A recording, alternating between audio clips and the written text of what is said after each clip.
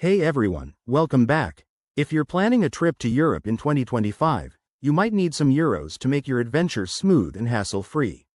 Today, we're diving into a straightforward guide on how to order euros from Bank of America.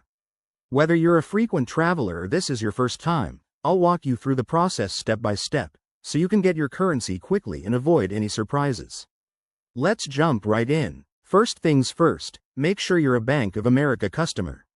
If you have an account, log in to your online banking portal or open the Bank of America app on your phone. It's super easy and secure, just use your username and password. Once you're in, navigate to the International or Foreign Currency section. This is where the magic happens.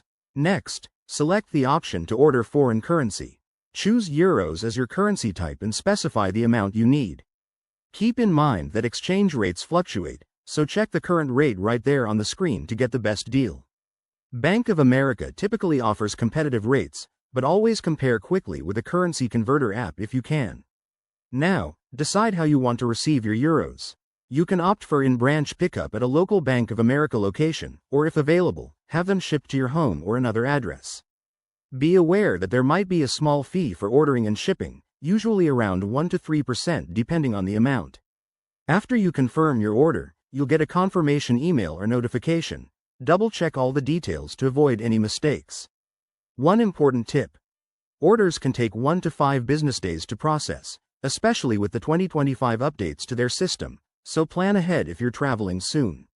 Also, if you're not a Bank of America customer, you might need to open an account first, but that's quick if you qualify.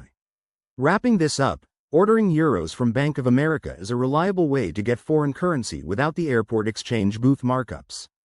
Give it a try for your next trip and save some money. If you found this helpful, hit that like button, subscribe for more travel tips, and drop a comment below if you have questions. Thanks for watching, and safe travels in 2025. See you in the next video.